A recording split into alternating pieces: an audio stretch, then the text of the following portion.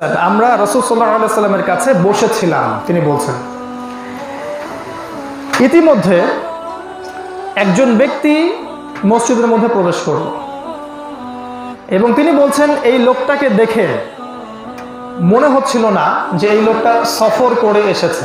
লা ইউরা আলাইহি আথারুস সাফর, তার চেহারার মধ্যে সফর করার কোনো চিহ্ন নাই। এই যে আমি সফর করে আসলাম, আমাকে দেখেই বুঝতে পারছেন যে আমি রাস্তায় অনেক দূর ড্রাইভ করে আসছি। তাকে দেখে বোঝা যাচ্ছিল না যে সে সফর করে আসছে এখানে।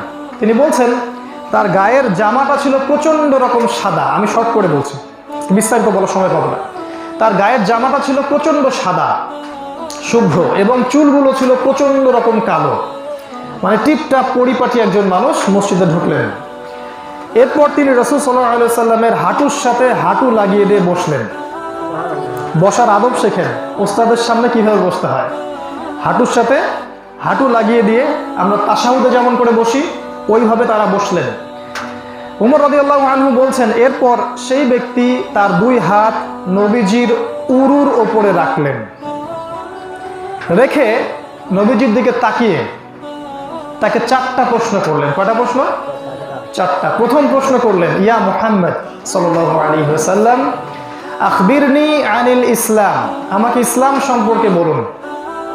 সাহাবীরা কিন্তু বসে আছেন চারপাশে, সব সাহাবী আছেন ওখানে, হয়তো আবু বকর সিদ্দিক আছেন, ওমর, উসমান, তালহা সবাই আছেন। এবং আমি বারবার বলছি হাদিসটা তার জীবনের একদম শেষের দিকের হাদিস। আখবিরনি আনিল ইসলাম, তো নবী সাল্লাল্লাহু আলাইহি ওয়াসাল্লাম বলছেন আল ইসলামু, ইসলাম হচ্ছে আন তাশহাদা আল্লা ইলাহা ইল্লাল্লাহ, তুমি সাক্ষ্য দিবে যে আল্লাহ ছাড়া কোনো ইলাহ নেই, ওয়া আন্না মুহাম্মাদান রাসূলুল্লাহ, এবং মুহাম্মদ সাল্লাল্লাহু আলাইহি ওয়াসাল্লাম আল্লাহর রাসূল। এটা এক নাম্বার। দুই, ওয়া তুকিমাস সালাহ, এবং তুমি সালাত কায়েম করবে। সালাত কায়েম করবে, সালাত পড়বে না, সালাত কায়েম মানে প্রতিষ্ঠিত করবে। ওয়া তুতিয়াজ যাকাত, এবং তুমি যাকাত প্রদান করবে। আমরা তো বলি কালেমা, নামাজ, রোজা, হজ, যাকাত, তাই না? ইসলাম বলে কালিমা, সালাত, তারপরে যাকাত। হজ পড়ে, রোজাও পড়ে, যাকাতের গুরুত্ব সালাতের সমান। কেউ যদি যাকাতকে অস্বীকার করে কাফের হয়ে যাবে, এর যে কোনো একটাকে অস্বীকার করলেই কাফের হয়ে যাবে। ওয়া তুতিয়াজ যাকাত, তুমি যাকাত প্রদান করবে। ওয়া তাসুমা রমাদান, এবং রমাদান মাসে তুমি সওম পালন করবে। এটা চার। আর পাঁচ নাম্বার হচ্ছে ওয়া তাহুজ্জাল বাইতা ইন ইসতাতা'তা ইলাইহি সাবিলা, আর যদি তুমি সক্ষম থাকো তাহলে বাইতুল্লাহ গিয়ে হজ সম্পাদন করবে। এই পাঁচটা জিনিস হচ্ছে ইসলাম। এবার ওই ব্যক্তি যে সামনে বসে আছে প্রশ্ন করলো, তিনি বলছেন সাদাক্তা, মানে আপনি সত্য বলেছেন। ওমর রাদিয়াল্লাহু আনহু বলছেন ওর এই কথাটা শুনে ফাআজিবনা লাহু, আমরা তার ব্যাপারে অবাক হয়ে গেলাম, বিস্ময় প্রকাশ করলাম। ইয়াসআলুহু ওয়া ইউসাদ্দিকুহু, সে নিজেই প্রশ্ন করছে আবার নিজেই সত্যায়ন করছে। আপনি কারো কাছে কিছু জানতে চাইলে সে যদি একটা উত্তর দেয়, আপনি কি বলতে পারবেন আপনি সত্যই বলেছেন? যদি আপনার জানা থাকে আগে থেকে তাহলে বলতে পারবেন। তার মানে এই ব্যক্তির এই প্রশ্নের উত্তর আগে থেকেই জানা ছিল। তো তারা সবাই অবাক হয়ে গেলেন সাহাবীরা, যে ব্যক্তি প্রশ্নও করছে আবার সত্যায়নও করছে। যাই হোক, তারপরে আবার দ্বিতীয় প্রশ্ন করছেন তিনি, ইয়া মুহাম্মদ, হে মুহাম্মদ সাল্লাল্লাহু আলাইহি ওয়াসাল্লাম আখবিরনি আনিল ঈমান, আমাকে ঈমান সম্পর্কে বলুন। এবার নবী সাল্লাল্লাহু আলাইহি ওয়াসাল্লাম বলছেন আল ঈমান, ও ঈমান হচ্ছে আন তুমিনা বিল্লাহ, তুমি আল্লাহর প্রতি বিশ্বাস করবে। এক। দুই, ওয়া মালাইকাতিহি, আল্লাহ পাকের সমস্ত ফেরেশতাদের প্রতি বিশ্বাস করবে। দুই। তিন নাম্বার, ওয়া কুতুবিহি, আল্লাহ পাক যতগুলো আসমানি কিতাব নাজিল করেছেন সবগুলোর প্রতি বিশ্বাস করতে হবে। চার নাম্বার, ওয়া রুসুলিহি, আল্লাহ পাক যত রাসূল প্রেরণ করেছেন সবার প্রতি বিশ্বাস করতে হবে। ওয়াল ইয়াউমিল আখির, এবং পরকালের জীবনের প্রতি তুমি বিশ্বাস করবে। এটা পাঁচ।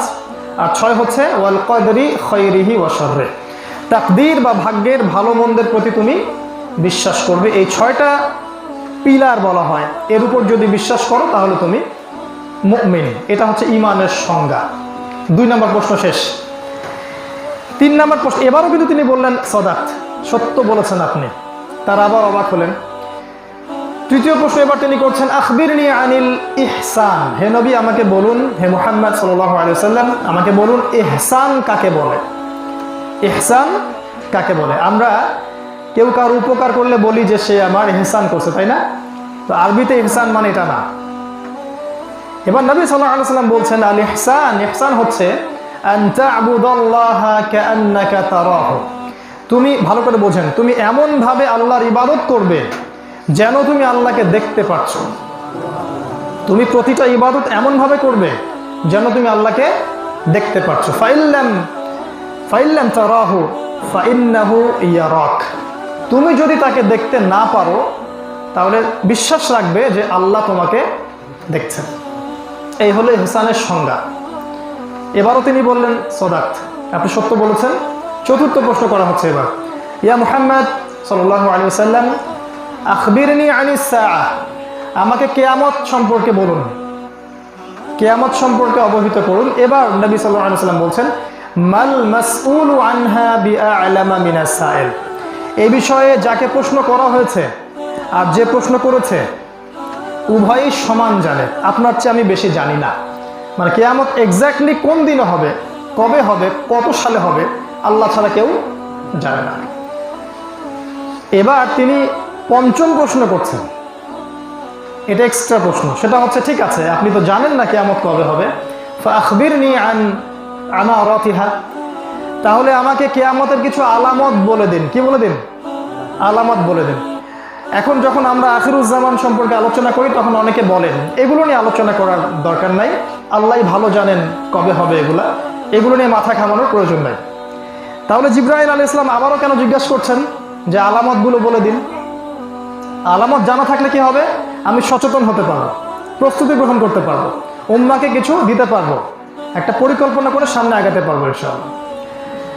তো যাই হোক, এবার নবী সাল্লাল্লাহু আলাইহি ওয়াসাল্লাম এই হাদিসে মাত্র 2টা আলামতের কথা বলেছেন, আর অন্য অসংখ্য হাদিসে প্রায় শত শত হাজার হাজার আলামতের কথা বর্ণিত আছে।